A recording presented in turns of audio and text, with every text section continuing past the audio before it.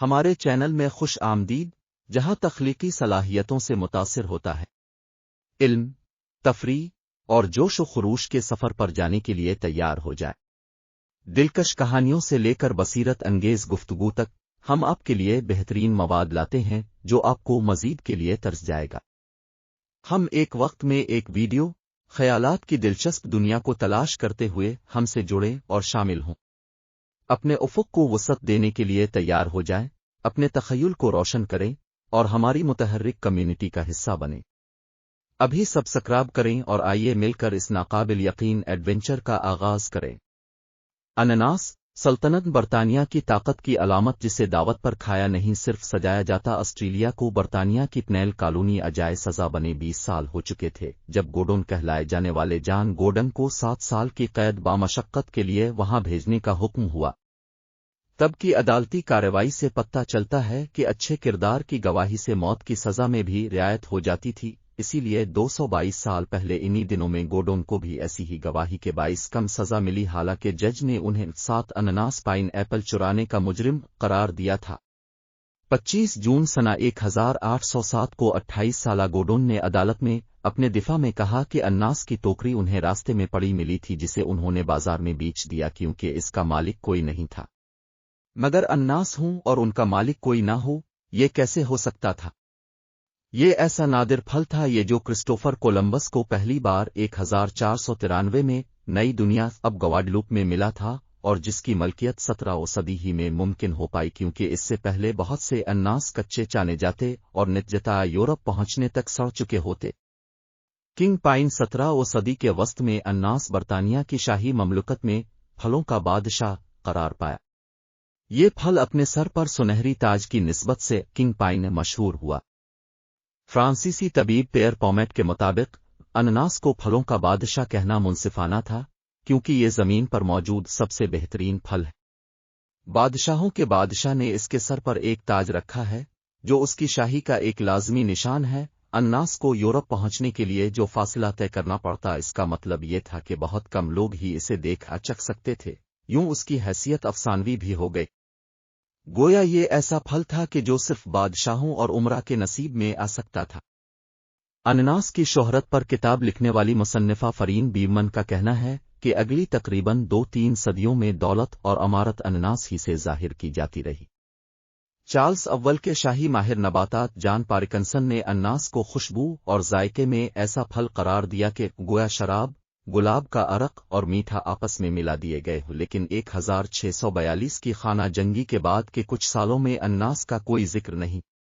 بیومن اپنی کتاب میں لکھتی ہیں کہ کٹر پروٹسٹنٹ اولیور کروم ویل کے نزدیک عاجز ناشپاتی کے مقابلے میں انناس ایک ناقابل برداشت طائش کی طرح تھا۔ اس مختصر عرصے میں انناس گوا دشمن تھا۔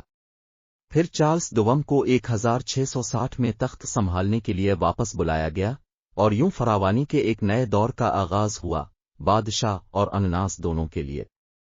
سنہ 1668 میں انگلینڈ میں فرانسیسی سفیر ویسٹ انڈیز کے جزیرے سینٹ کٹس پر ایک گرما گرم بحث کے لیے آئے۔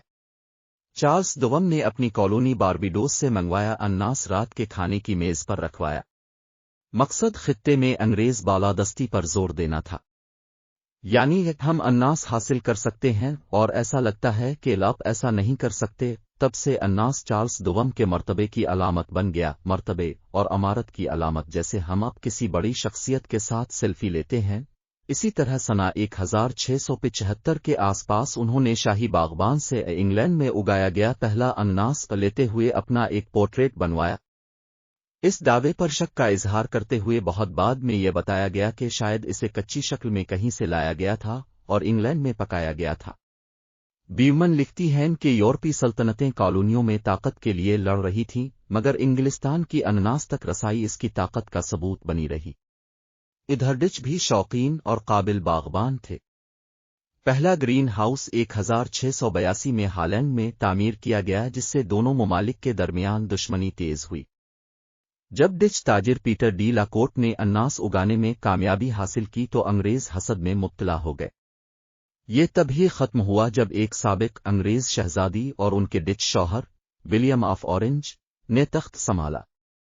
بادشاہ کے طور پر ولیم کے دور میں اناس چپقلش دھیمی ہو گئی. بہرحال 18ویں صدی کی ابتدا میں شروع ہونے والے جارجیائی دور تک برطانیہ میں اناس کی کاشت کا آغاز ہو چکا تھا، لیکن اناس کی اہمیت کم ہونے کی بجائے اور بڑھ گئی. اتنا مہنگا پھل کھائے کون؟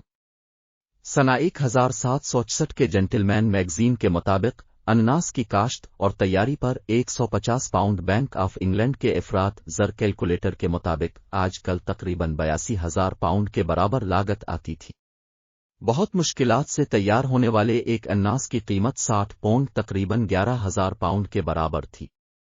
اگر اس پر ٹہنیاں اور پتے باقی ہوتے تو اس کی قیمت اور بھی زیادہ ہوتی، لیکن اتنا مہنگا پھل کھائے کون؟ بیتن بیل کی تحقیق ہے کہ اس پھل کو کھایا تو نہ جاتا، لیکن یہ برطانیہ کی امیر ترین اشرافیہ کی سماجی تقریبات کا اہم حصہ ہوتا. اس قدر قیمتی پھل کے مالکان انناس کو خصوصی پلیٹوں میں سجا کر کھانے کی میز سجاتے. انناس کو صرف دیکھا اور پسند کیا جا سکتا تھا. کھانے کے لیے دوسرے سستے پھل جو تھے، اکثر ایک ہی انناس کو ایک کے بعد دوسری تقریب میں عمارت کے اظہار کے لیے تب تک رکھا جاتا جب تک کہ وہ آخرکار گل سڑ نہ جاتا. انناس کے لیے محافظ رکھے جاتے اور یہ خطرہ رہتا کہ ان کو لے جانے والی ملازماؤں کو کہیں لوٹ نہ لیا جائے. انناس کو کرائے پر دینے کا کاروبار بھی خوب چلا. کم دولت مند لوگ کسی خاص تقریب، ڈنر پارٹی یا یہاں تک کہ صرف دکھاوے کے لیے اسے اپنے بازو پر لے کر ٹہلنے کے لیے اسے کرائے پر لیتے. انناس کی ظاہری شکل 18ویں صدی کے بہت سے ڈیزائنرز کے لیے تحریک کا ذریعہ بن گئی. پھل کی مقبولیت کا فائدہ اٹھاتے ہوئے انناس کی تھیم والی اشیاء مارکیٹ میں لائی گئیں.